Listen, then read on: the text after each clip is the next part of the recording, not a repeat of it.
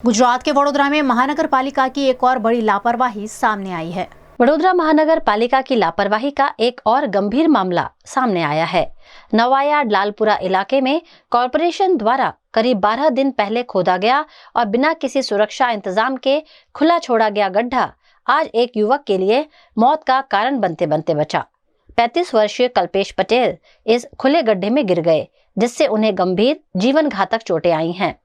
फिलहाल वे सयाजी हॉस्पिटल में जीवन और मृत्यु के बीच संघर्ष कर रहे हैं। घटना के बाद पूरे क्षेत्र में कॉर्पोरेशन के खिलाफ गुस्सा फूट पड़ा है।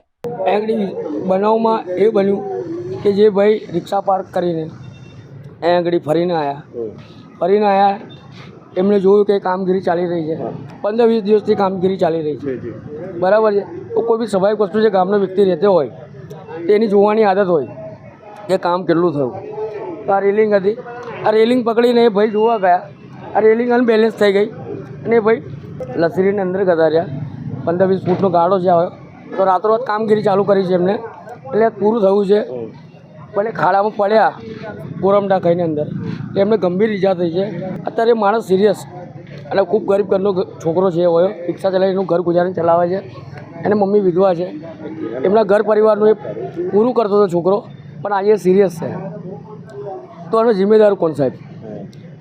આજે વસ્તુ એકડી જે ભૂવો પડ્યો છે, એકડી જે કુંડી હતી એ ફાટી ગઈ છે અંદરથી, અને આની અંદર જે લાઈન છે એ આગળની લાઈન એમને હજુ સુધી મળી નથી, પણ એમને કામ પૂરું કરી દીધું છે। પણ હવે આ પાણી ભરાશે પાછું તો પાછો ભૂવો પડવાનો જ છે, કેમ કે એમને આગળનું પાઇપલાઇન મળી નથી કે પાણી જશે કેવી રીતે। તો મને એટલું બધું ખબર નહીં સાહેબ કે કોની અંદર શું આવે, હું એટલો જાણકાર નથી, પણ જે બી અધિકારી આ પટ્ટાનો હોય અને જેને બી ફંડ પાસ થયો હોય એને તો પૂરેપૂરો સાહેબ મને મદદ કરવી જોઈએ।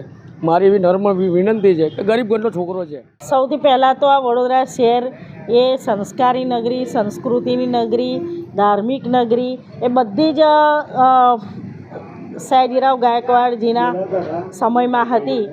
30 વર્ષના આ લોકોના શાસનમાં ભુવા નગરી, મચ્છર નગરી, ખાડોદરા નગરી, ગંદા પાણીની નગરી બની ગઈ। ભૂવા એટલા બધા પડ્યા છે। સૌથી પહેલાં ભૂવાની શરૂઆત જ અમારા નવાયાર્ડ લાલપુરા ગામમાંથી શરૂ થઈ, અને અમને એટલી શાંતિ એવી હતી કે કદાચ આ માઇક્રો ટનલનું કામ કર્યું એના લીધે હવે ભૂવા નહીં પડે, પણ આ જે ભૂવો પડ્યો અચાનક જ ભૂવો પડ્યો લાલપુરા ગામની બહાર નીકળતા મેઇન એન્ટ્રન્સમાં આખી ડ્રેનેજ લાઈન એ નીચે ધરાશાયી થઈ ગઈ, અને એના લીધે આ ભૂવો પડ્યો। અને આ કામગીરી ચાલુ છે। પહેલાં તો 3 દિવસ કશી કામગીરી જ ના કરી, ભૂવો પડ્યો એ બધાએ જોયું, પણ કામગીરી અહીંયા આખું લાલપુરા ગામ સાક્ષી છે। 3 દિવસ સુધી કોઈ માણસો કામ કરવા નથી આવ્યા। ચોથા દિવસે મેં ડ્રેનેજ પ્રોજેક્ટના અધિકારીને અહીંયા બોલાયા અને હું સ્થળ પર ઊભી રહીને હું આવી, પછી આ કામગીરી ચાલુ કરાવી। આ બેરિકેડ્સ નહોતા મૂક્યા, એ મેં મુકાયા છે। આ જે ડ્રેનેજની પાઇપ છે, જે આ લોકોએ અહીંયાથી ગટરનું પાણી પહેલાં ચેમ્બરમાં કાઢવાનું, આખી પાઇપ તૂટેલી હતી અને અહીંયા બધે પાણીના ખાબોચિયા ભરેલા હતા। છોકરાઓ આમાં રમતા હતા અને માણસો અમારે જતા હતા। એ તાત્કાલિક આ આખી પાઇપ બદલાઈ। આ કામગીરી તાબડતોબ કરી દેવાની હોય, અને જે પણ કોઈ વ્યક્તિને વાગ્યું છે એ વ્યક્તિ અમારા લાલપુરા ગામનો જ છે, જીવન મરણ વચ્ચે ઝોલા ખાય છે, અને આર્થિક રીતે એ લોકો નબળા પરિવારના છે, એટલે એમને આર્થિક રીતે એવા બી નથી કેપેબલ કે એ લોકો કંઈ પ્રાઇવેટ હોસ્પિટલમાં જઈને બધું કરાવી શકે।